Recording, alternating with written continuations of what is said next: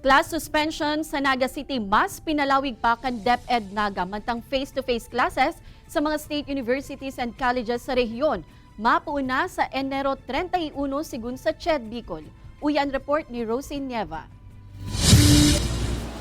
Mas pinalawig pa sa ngunyan kan DepEd Naga ang class suspension sa mga eskwelahan sa syudad. Ini makalihis magpositibo sa COVID-19 na nagkapirang mga paratokdo, close contact, mantang igwamanin mga namamatay ang mga sintomas kan COVID-19 ang iba. Sigon ki DepEd Naga Schools Division Superintendent Manny de Guzman, naghapot muna siya sa regional office asin kan sinabi ni Regional Director Gilbert Sadsad na sindana ang bahalang magdesisyon saka nasubuot siya nagtugot na palawigon pa ang class suspension sa syudad. Sa parte ko, para sa, kasi ang main consideration tamo niyan si safety kang tao.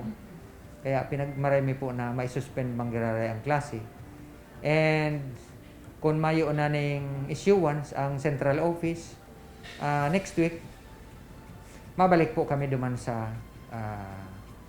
dating distance learning modality. Sa masunod na semana, hihilingon subuot ni De Guzman kung ano ang magiging sitwasyon sa syudad ni Naga asin kung ano ang magiging direktiba kan DepEd Central Office. Alagad preparado man subuot sindang magsunod sa kung ano man ang mga ibababang panundon kan DepEd asin kan LGU.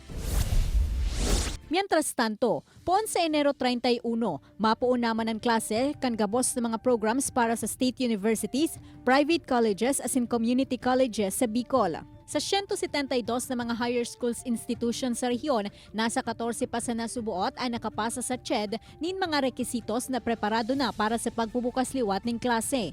Alagad nilinaw man ni Dr. Pamela Viñas, Education Supervisor kan CHED Bicol, na bako ining mandatory asin dapat fully vaccinated na ang mga malaoga na estudyante asin mga paratukdo asin dapat magsunod sa pigpapautob na health protocols. Sa ngunyan, naglalao man CHED na mas madakol pa ang mga eskwelahan na makakabali sa face-to-face classes sa mga masurunod na semana.